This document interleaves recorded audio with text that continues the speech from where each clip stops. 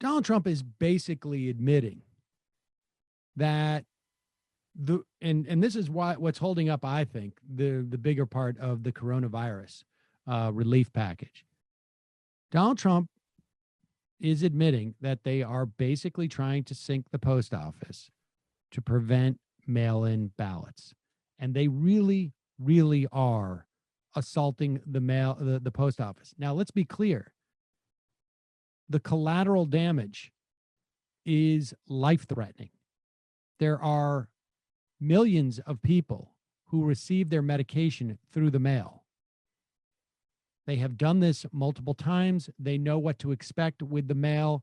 I'm down to 6 more pills, or I'm down to 12 pills, or whatever it is for my blood pressure, or whatever it is. Now I order it. It comes within a week. And what they're finding is that their pills are not coming within a week. They're not coming within 2 weeks. They're not coming within 3 weeks. It's conceivable we've already had people die because of the slowdowns, the purposeful slowdowns by the post office in this country.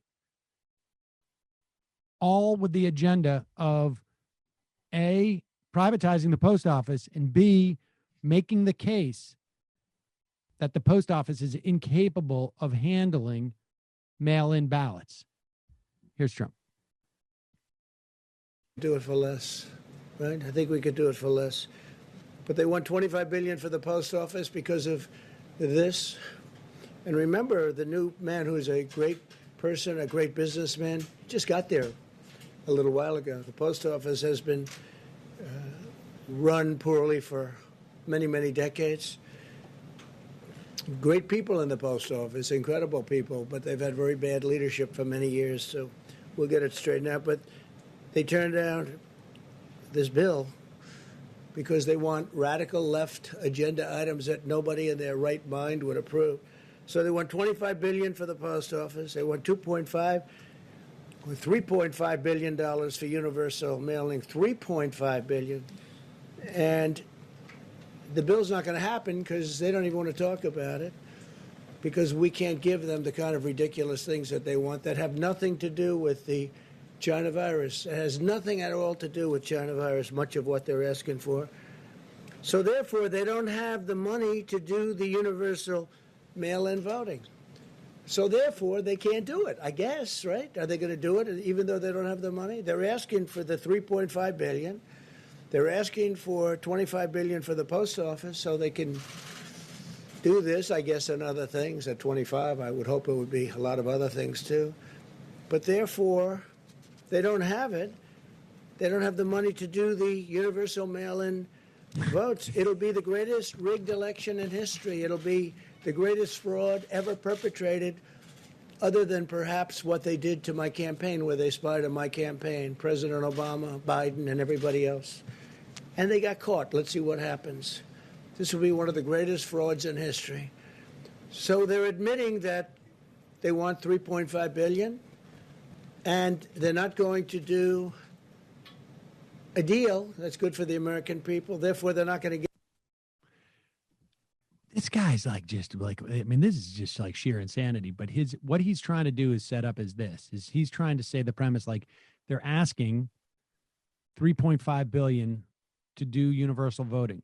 Now, remember, Congress does not control how voting happens in this regard. They want money so that they want universal mail-in ballots to require that for the federal election.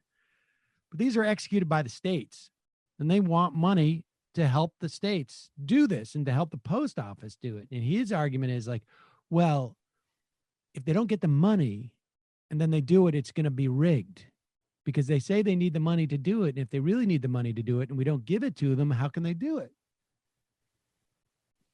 And he keeps repeating that over and over again.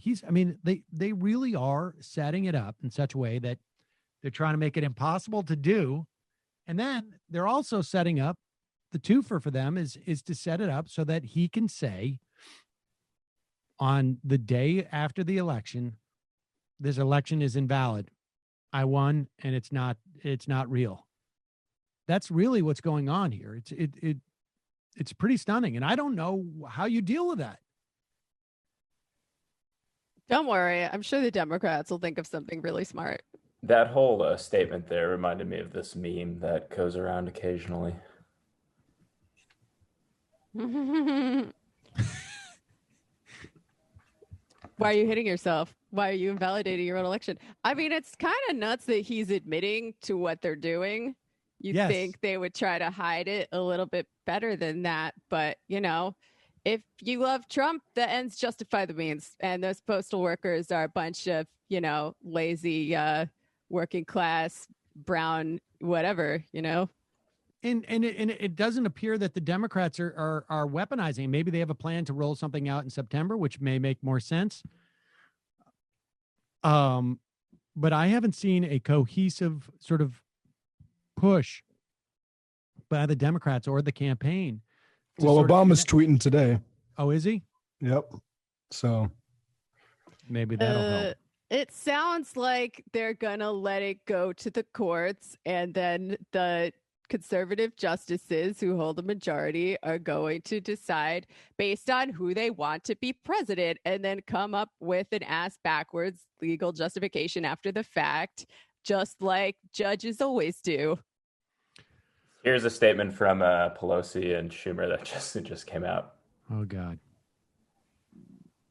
House and Senate Democrats call on the president to immediately cease his assault on the Postal Service, make it clear that it'll allow the 2020 election to proceed without his sabotage tactics, and enable the American people the same opportunity he and the First Lady requested this week to vote by absentee ballot. I mean, they called on him.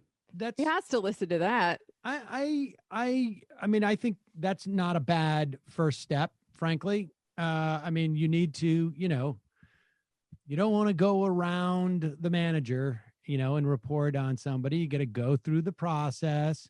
That's a good first step, but that better be not the last step, right? Like, okay, you've called on them. You've said that he's trying to screw with the election. Now, what are you going to do?